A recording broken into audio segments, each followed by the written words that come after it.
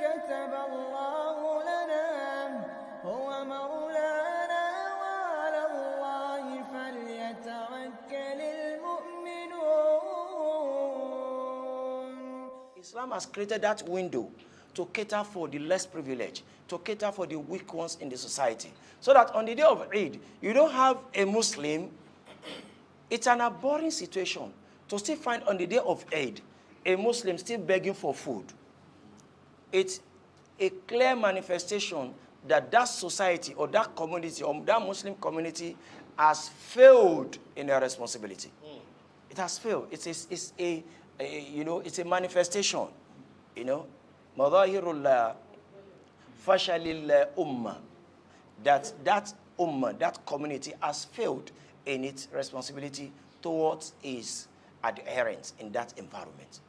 So that's why Zakatul Fitr stands as food for those that are less privileged. Do you know that some people, even in breaking fast, do you know that lack of certainty or assurance of what to eat on the day of Eid could even draw some people back from coming for Eid? Where that level of iman is even there and it finds its way to Eid, to pray on the day of Eid, he might not concentrate because he's thinking of what the children will at home. Maybe even the last fast, they break last night, being the last Ramadan, the last day of Ramadan. Maybe they didn't even eat in that household. Maybe they only drank quarter, or they just have some, remnants from some people as support. They were not satisfied. And the following day is Eid. What a calamity.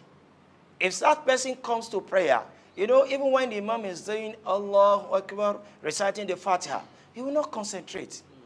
Only the level of faith could help him to scale through. But some people might not concentrate. So that is psychological imbalance, instability. So to cater for that, Islam has created that payment of Zakatul Fitr for people. And in addition to that, that's why some scholars have described that Zakatul Fitr is an obligation. It's an obligation. Because as Allah made annual zakat obligatory, also Zakatul Fitr, it remains obligatory. Then in addition to that, what is the time for payment? We have talked about what's to be paid. I mentioned Sa'a, but just to still expatiate a bit on that. Sa'a means a scale of measurement or a pan for measuring food in the Arab land. It's also called, equivalent of that is 4 mud. There's what is called mud, a pan for measuring too. The 4 of that makes a saw as mentioned in that hadith. So that can be, in our own climate here, we can use about 14 cups of that milk tin. But for those of us that can get the saw or the mud, we use 4 of that on each person. So let's take, for instance, I have 5 dependents. That's my children, including my wife, for instance, making six dependents. With myself, we are 7. So it means in my household, if I want to pay Zakatul Fitr, I have to do 4 mud on each person. 4 times 7 now is 28. So I have to take 28 mud of any food I have chosen. If I choose rice, I might choose beans, I might choose gari that is cheap. I can take 4 mud of that, 28 muds of that for my household, and I pack it. And give it out as charity. So this is the manner in which to pay Zakatul Fitr. Who collects Zakatul Fitr? I've explained earlier on that who are those to pay Zakatul Fitr? It is every Muslim. Every Muslim is a Muslim, so must pay Zakatul Fitr. So for the household now, the father will pay upon those that are under him. So there and there, it goes around in the society. Then who is to receive Zakatul Fitr? Zakatul Fitr is to be received by 2 major sets of people in the society.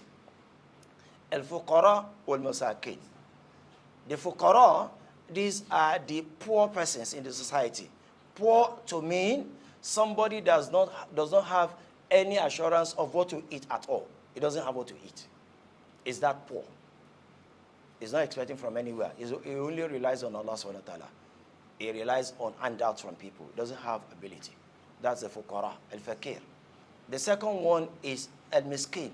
Somebody that has something, but it's not enough for him. So he needs support. Might have the morning food, not the afternoon, not the night. So these are the major set of people that deserve to be given the Zakatul Fitr. Zakatul Fitr should be, a household can give out the entire content coming from that household to one person. And it can as well be distributed to maybe 2 or 3 people. Like I mentioned, 28 moods, for instance, as a case study. That 28 moods of gari or rice or beans can be given to one household or one person that needs Zakatul Fitr. It can as well be divided into 2. 14 moods for one person, 14 moods for another person. But if you have a collecting agent, because now we have Zakat collectors, Zakat organizations or Zakat foundations and Sadaqat foundations, they collect Zakatul Fitr as well, in addition to collecting the annual Zakat. So we can send or channel that to them too, so that they do onward distribution to people in the society. These are the people that have been designed to collect Zakatul Fitr. And don't forget that the goal of Zakatul Fitr, let's note it, is to satisfy the need of the day of Eid. Simple, straightforward. It is prepared for the need of the day of Eid. And that's why that brings us to the next content of my discourse here, that is that Zakatul Fitr as well can be paid with its monetary equivalents. That is, you can also use money as well to pay Zakatul Fitr. And more importantly, the age that we are now even speaks to the fact that Zakatul Fitr deserves to be paid even in monetary value, in addition to usage of food. So simple. And one of the emphatic evidence to that fact is the fact that a lot of scholars are on that position, including Imam Abu Hanifa and a lot of other scholars that time might not permit me to basically buttress. But secondly, is the fact that even one of the greatest companions of the Prophet, sallallahu alaihi wasallam, by the name Muaz bin Jabal, radiallahu anhu, has been designated by the Prophet sallallahu alaihi wasallam to be the most knowledgeable among his companions when it comes to issue of al-halalu wal-haram. When it comes to issue of this is permissible, this is not permissible, issue of fiqh and the likes, that the Prophet ﷺ described Muaz bin Jabal as the most knowledgeable among his companions. And Muaz bin Jabal was the same companion that was sent to Yemen to liberate Yemen. Yemen of this day was liberated during the time of the Prophet ﷺ with advocacy of Islam. He taught them Islam. The Prophet told him the first thing you call them to is that there is no God except Allah. If they accept it, then teach them about Salat. If they accept that, teach them about fasting. If they accept that, teach them about paying Zakat. So when Muaz bin Jabal was with the people of Yemen, it will tell them when it comes to payment of Zakat, it will tell them in place of your farm produce, in place of paying Zakat from your farm produce, you can use other materials. It told them you can use clothes or other things because I found that that will be more easier for you to do away with than living food or than using food. And it also have a double benefit because those that will receive this zakat too that you will be paying, they will also need these clothing materials too, even more than any other thing. Kabirullah. And that speaks volume. In fact, that singular effort of that Muaz bin Jabal created a futuristic solution in our age.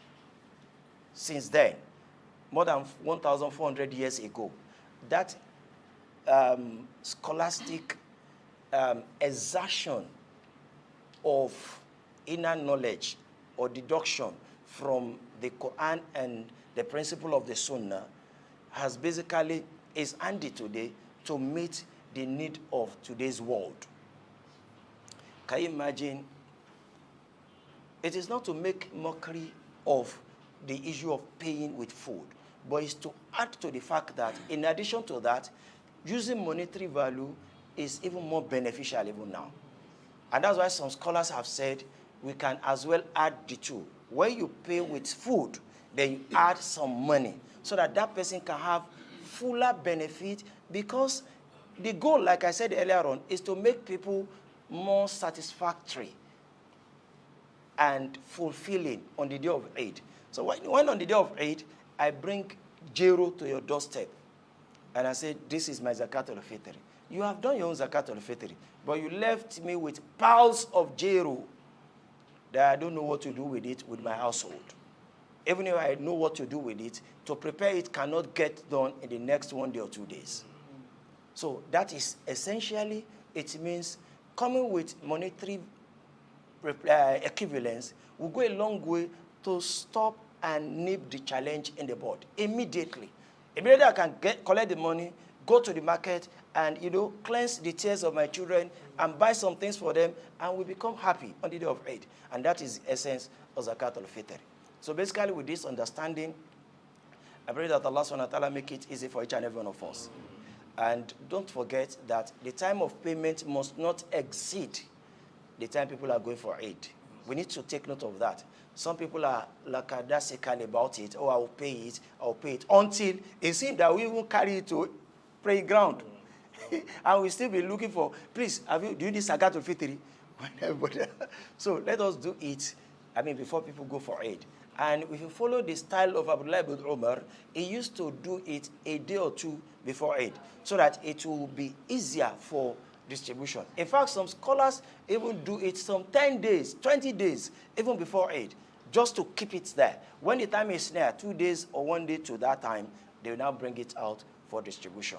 This is more beneficial and more rewarding. The Prophet ﷺ said, whoever does that it meets up the time, that فَهِيَ زَكَاتٌ Zakatul Maqbula, that is the acceptable Zakatul Fitr. But whoever does it after Salat, then فَهِيَ صَدَقَةٌ مِنَ صَدَقَاتٍ. It's mere charity, which will not meet up to the reward of Zakatul Fitr and the goal and essence for its payment. May Allah subhanahu wa ta'ala make it easy for us and grant us the best of understanding. أقول قولي هذا أستغفر الله لي ولكم. والسلام عليكم ورحمة الله وبركاته. وعليكم السلام ورحمة الله وبركاته. قل لن يصيبنا إلا ما كتب الله